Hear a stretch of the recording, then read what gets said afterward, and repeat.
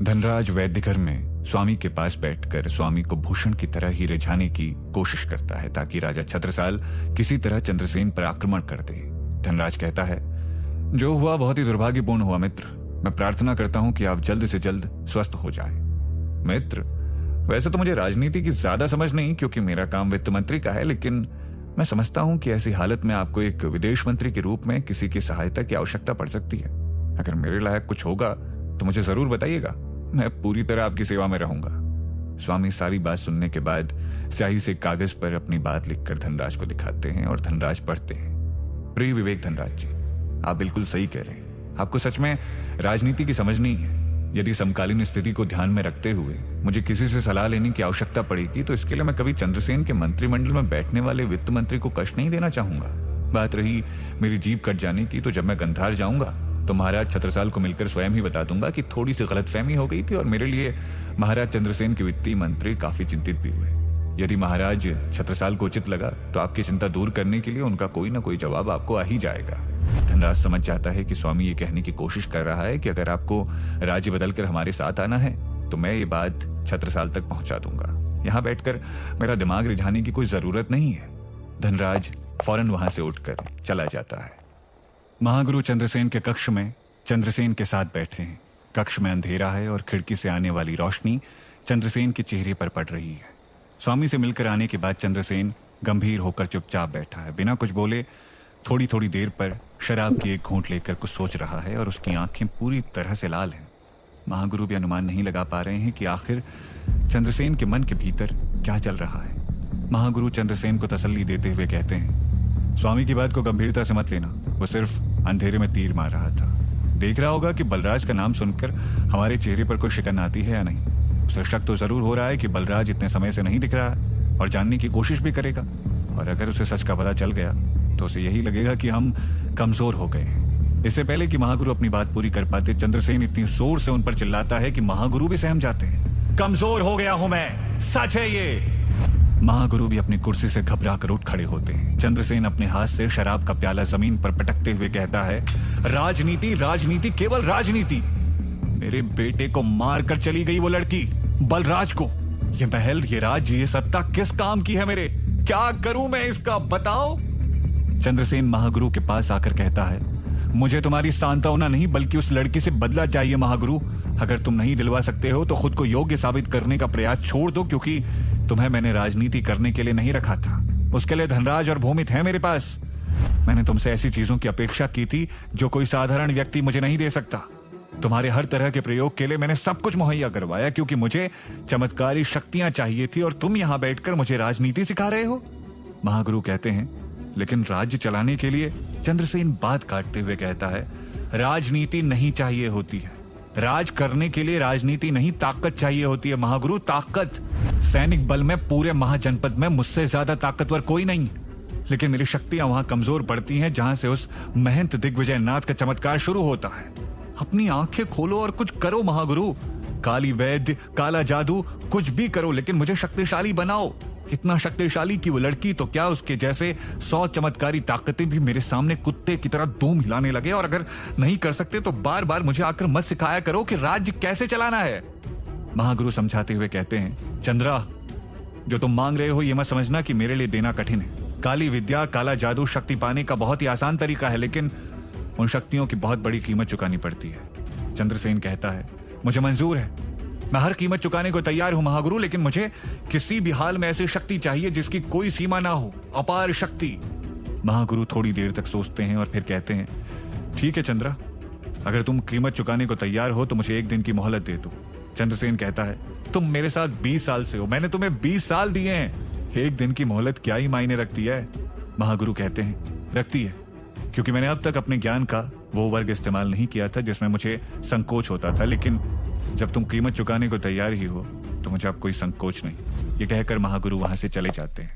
महागुरु अपने कक्ष में जाकर एक ऐसे द्वार की तरफ जाते हैं जो सालों से बंद पड़ा है। ना ही उस कोने में कोई रोशनी होती है, ना ही कोई साफ सफाई। उस तरफ किसी का भी जाना वर्जित है। महागुरु उस दरवाजे के सामने खड़े होकर अपनी आंखें बंद करते हैं और मन ही मन एक मंत्र पढ़ते हैं। दरवाजे की बेड़ी अपने आप ही सरक कर खुल जाती है और दरवाजा आवाज करता हुआ खुल जाता है। महागुरु उस कमरे में दाखिल होते हैं जिसमें अनगिनत किताबें कतार में पड़ी हुई हैं। कुछ तो ऐसी हैं जिन्हें कभी छुआ भी ना गया हो। ये किताबें ज्यादातर लोहे के कवर वाली हैं और ताले में बंद हैं। उन किताबों पर राक्षसों और दैत्यों की तस्वीर बनी हुई है। महागुरु आगे बढ़ते हुए उन किताबों में एक खास तरह की किताब ढूंढने का प्रयत्न करते हैं और अंत में एक बड़ी सी किताब के ऊपर से धूल झाड़ते हुए उसे निकाल कर मेज पर रखते हैं। दिए की हल्की रोशनी में महागुरु उस कुर्सी पर बैठकर अपनी आंखें बंद करते हैं और एक मंत्र पढ़कर आखिर में कहते हैं, अंधकार को शत नमन। उस किताब का ताला खुल जाता है और उसके कवर से महागुरु धागा हटाकर उसके मोटे से कवर को खोलते हैं और बड़े बड़े पन्नों को पलटकर पढ़ना शुरू करते हैं। इस किताब में वेद से लेकर प्राचीन काल में गुजरे हर उन शक्तिशाली राक्षसों के बारे में लिखा है जिनका देवताओं ने वध किया था, और उन राक्षसों की शक्तियां पाने के लिए उस किताब में सारे प्रावधान दिए गए हैं। उस किताब में असुर, दैत्यों, दानवों की सारी नस्लें किस तरह पैदा हुई, वो अपनी शक्ति कहां से प्राप्त करते थे, उनकी शक्तियों में ऐसा क्या था जिनका वध करने के लिए देवताओं को जन्म लेना पड़ा। महागुरु रात भर उस किताब को बारीकी से पढ़ते हैं। उनकी आंखें नींद से बंद होने लगती हैं, लेकिन तभी उन सारे दैत्यों में से उन्हें एक दैत्य के बारे में लिखा हुआ मिलता है जिसका मानसिक संतुलन और उसकी शक्ति को अपने अंदर समाने वाली क्षमता को चंद्रसेन का शरीर सहन कर सकता था। महागुरु उस दैत्य के बारे में बहुत ध्यान से पढ़ते हैं जिसमें लिखा है, इंद्रदेव द्वारा श्रापित एक राक्षस जिसका नाम कबंध था, उसका वध भगवान राम ने किया था। कबंध की शक्तियां तो सीमाहीन थी, लेकिन उसको शाप था कि ना ही उसे संसार के किसी भोजन का सुख प्राप्त होगा, ना ही किसी स्त्री के स्पर्श से उसे कुछ महसूस होगा, और ना ही उसके हृदय में कुछ पाने का लक्ष्य होगा। वध होने के बाद कबंध पाताल लोक चला गया, लेकिन वो आज भी अपनी शक्तियों को उसे समर्पित कर सकता है जो उसका श्राप खुद पर लेकर उसे श्राप से मुक्त कराने को तैयार हो जाए। ये पढ़ने के बाद महागुरु की आंखों में एक निश्चय झलकता है और वो उस किताब को बंद करके उठते हैं और चंद्रसेन से मिलने के लिए जाने लगते हैं, लेकिन तभी उन्हें उस कमरे में किसी की आवाज आती है। महागुरु पलटकर अंधेरे में यहाँ वहां देखते हैं और किताबों के एक ढेर की तरफ जाकर मुड़ते हैं तो एक आईना रखा होता है जिसमें महागुरु का प्रतिबिंब दिखाई देता है, लेकिन ये प्रतिबिंब महागुरु की नकल करने की बजाय ऐसा प्रतीत होता है कि वो खुद एक दूसरा प्राणी हो। आईने में खड़ा महागुरु का प्रतिबिंब कहता है, ऐसा मत करो आचार्य, मैं तुमसे विनती करता हूं, ऐसा मत करो। महागुरु झुंझला कर कहते हैं, बस इसी वजह से मैंने तुम्हें यहां कैद किया है, हमेशा मेरे कामों में बाधा डालते रहते हो। दरअसल महागुरु इतने ज्ञानी और बुद्धिमान होने के बाद भी अगर चंद्रसेन को आंख बंद करके मदद करते हैं तो इसका यही कारण है जो आज तक कोई नहीं जान सका। इस दर्पण में कैद वो प्रतिबिंब दरअसल महागुरु का आत्मसम्मान है, जिसको महागुरु ने अपनी आत्मा से अलग करके इस दर्पण में कैद कर दिया था, क्योंकि जब भी महागुरु काली विद्या सीखने का प्रयत्न करते तो उनकी अंतरात्मा बार बार उनकी महत्वाकांक्षी प्रतिक्रियाओं में बाधा डालती और उसी दौरान महागुरु को एक ऐसी काली विद्या का पता चलता जिसमें मनुष्य अपनी आत्मा का वो भाग अलग कर सकता है जिसकी उसे जरूरत ना हो, जैसे लालच, भावनाएं, आत्मसम्मान। महागुरु ने अपनी आत्मा से अपने आत्मसम्मान को अलग करने का निर्णय लिया क्योंकि अपने प्रयोग को जारी रखने के लिए उन्हें चंद्रसेन की जरूरत थी और चंद्रसेन का काम करने के लिए आत्मसम्मान को खुद से अलग करने की जरूरत थी। दर्पण में खड़ा महागुरु उर्फ महागुरु का आत्मसम्मान हाथ जोड़कर महागुरु से विनती करते हुए कहता है, क्या तुमने इस राक्षस का वो भाग नहीं पढ़ा जिसमें लिखा था कि अगर उसे चंद्रसेन के शरीर से दोबारा अलग करना हो तो उसके बदले में उसे 1000 नवजात शिशुओं की बलि चढ़ानी पड़ेगी?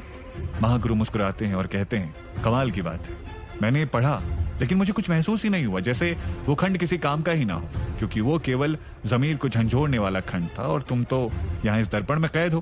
खैर, मैं तुमसे ज्यादा बात नहीं कर पाऊंगा, मुझे चंद्रसेन को इस राक्षस की शक्तियां देने के लिए कई सारी विधियां अभी से शुरू करनी होंगी। महागुरु वहां से जाने लगते हैं और दर्पण में खड़ा उनका आत्मसम्मान चिल्ला चिल्ला कर उनसे गुहार लगाता रहता है कि ऐसा मत करो। दूसरी तरफ मालती गांव में शनाया आधी रात को चुपचाप उठती है और देखती है कि शरण और बिक्कू दोनों ही सो रहे हैं और वो अपना आस्तीन हटाकर अपने हाथ पर बने निशान को देखती है और उस साधु की बात को याद करती है और उसके शब्दों को याद करती है। बेटा, उस भविष्यवाणी के मुताबिक उस योद्धा में 4 दैवीय शक्तियां होंगी। तीव्रता, किसी भी वस्तु या प्राणी का रूप धारण कर लेना, किसी भी बीमारी को ठीक कर देना और जब चाहे बारिश करा देना। शनाया को अब तक साधु की कही वो बात कानों में गूंज रही होती है। वो बिना आवाज किए खामोशी के साथ अपने बिस्तर से उठती है और दबे पांव झोपड़ी के बाहर आती है। बिक्कू के बंधे हुए दोनों गधे शनाया को देखते हैं और शनाया जल्दी से अपने मुंह पर उंगली रखकर चुप रहने का इशारा करते हुए धीरे से उन्हें कहती है, प्लीज आवाज करने मत लग जाना तुम दोनों, मैं अभी थोड़ी देर में आती हूँ। जैसे ही वो आगे बढ़ती है तो दोनों गधे उसकी तरफ बढ़ने लगते हैं। शनाया पलटकर धीरे से कहती है, अरे यार, मैंने कहा ना आवाज मत करो और मेरे पीछे मत आओ। दोनों गधे शोंटू मोंटू से शनाया की इतनी दोस्ती हो चुकी थी कि दोनों उसकी बात मानने लगे थे। वो दोनों ही पीछे हट जाते हैं और शनाया उन्हें कहती है थैंक्स। शनाया उस आधी रात में गांव से होते हुए बाहर खेत की तरफ जाने लगती है। उसके दिमाग में कुछ चल रहा होता है। सारा गांव सो रहा है। आसमान में पूर्णमासी चांद के कारण पूरे गांव में रोशनी है। साफ आसमान में तारे टिमटिमा रहे हैं और ठंड से शनाया अपनी बाहों को रब करते हुए चली जा रही है और आखिरकार वो मैदान में जाकर बीचों बीच रुक जाती है और रुक रुक कर दोबारा से उस साधु की बात याद करती है जिसमें वो कहता है बेटी, ऐसी जन्मजात शक्तियां केवल सच्चे मन और भावनाओं से उत्पन्न होती है और उनका संतुलन बनता है। इसके लिए किसी विद्या या अभ्यास की जरूरत नहीं होती। वो आसमान की तरफ देखती है। खुले आसमान में करोड़ों तारे टिमटिमा रहे हैं। शनाया उन तारों को देखते हुए अपनी आंखें बंद करती है और गहरी सांस लेकर अपनी भावनाओं को एकत्रित करते हुए अपनी दोनों बाहें फैलाती है। थोड़ी ही देर में शनाया के चेहरे पर पड़ने वाली चांद की रोशनी गायब होने लगती है और एकदम से जोर की बिजली कड़कती है। शनाया अपनी आंखें खोलती है और देखती है कि चारों दिशाओं से घने काले बादल देखते ही देखते आसमान को ढक देते हैं। कड़कती बिजली में बादलों के बीच लाली छा जाती है और पल भर में मूसलाधार बारिश गिरने लग जाती है। दूर दूर तक फैला खेत थोड़ी ही देर में पूरी तरह से पानी में भीग जाता है। शनाया को जैसे कोई शॉक लग जाता है। उसकी आंखें फटी की फटी रह जाती हैं। उसके कपड़े पूरी तरह भीग चुके होते हैं और उसकी सांसें तेज चलने लगती हैं। तभी उसको पीछे से एक आवाज आती है, शनाया यहाँ क्या कर रही हो? शनाया एकदम से पलट कर देखती है तो वहां पर शरण खड़ा होता है जो पानी में पूरी तरह भीग गया है और कहता है, तुम आधी रात को दबे पांव बाहर निकली, इसलिए मुझे तुम्हारा पीछा करना पड़ा। माफ करना, मुझे केवल तुम्हारी फिक्र हो रही थी, लेकिन तुम यहाँ बाहर क्यों आई हो? शनाया की आंखों में आंसू आ जाते हैं और वो घबरा कर दौड़ती है और शरण के गले लग जाती है और रोते हुए कहती है, मुझे बहुत डर लग रहा है। शरण को समझ नहीं आता, लेकिन वो शनाया को दोनों हाथों से पकड़कर उसे सहारा देते हुए कहता है, तुम ठीक तो हो? बात क्या है? शनाया कहती है, मुझे माफ कर दो, मुझे नहीं पता कि तुम कौन हो, लेकिन मैं यहाँ इस जगह खुद को बहुत अकेला महसूस कर रही हूँ। मुझे कुछ समझ नहीं आ रहा कि मैं क्या करूं, मुझे घर जाना है। शनाया इतनी भावुक होकर रोने लगती है कि शरण उसे जोर से गले लगाकर सहलाने लगता है और काफी देर तक कुछ नहीं कहता। काफी देर तक दोनों उस बारिश में भीगते रहते हैं। शनाया के शांत होने के बाद शरण कहता है, हमें अंदर चलना चाहिए, यहाँ बारिश में ऐसे खड़े रहेंगे तो सर्दी लग जाएगी। शनाया एकदम से कहती है, आई एम सॉरी, और उसके कहती है एकदम से बारिश बंद हो जाती है और शरण कहता है, अजीब बात है, ये किस तरह की बारिश थी? शनाया कुछ नहीं कहती। शरण शनाया को सहारा देते हुए गांव की तरफ चलने लगता है। शनाया मन ही मन कुछ सोचते हुए एकदम से रुक जाती है। शरण पूछता है, क्या हुआ? शनाया कहती है, तुम्हें कुछ बताना है। शरण पूछता है, क्या बताना है? शनाया अपने हाथ से आस्तीन हटाकर शरण को अपने हाथ पर बना वो निशान दिखाती है। शरण वो निशान देखते ही चौंक जाता है और कहता है, जिज्ञासा? अरे आप जिज्ञासा हो? शनाया कहती है, नहीं, मेरा नाम शनाया ही है, यह शरीर मेरा नहीं है, मैं खुद यहाँ की नहीं हूँ। शरण पूरी तरह सोच में पड़ जाता है और कहता है, हम कुछ समझे नहीं। शनाया कहती है, मुझे खुद समझ नहीं आ रहा, मैं कैसे समझाऊं तुम्हें? क्या शनाया शरण को अपनी परेशानी समझा पाएगी? क्या शरण इस बारे में उसकी कोई मदद कर पाएगा? क्या शनाया अपनी बाकी की उन शक्तियों का पता लगा पाएगी जिसकी भविष्यवाणी हुई थी? जानने के लिए सुनते रहिए एक थी शिरीन, सिर्फ पॉकेट FM पर।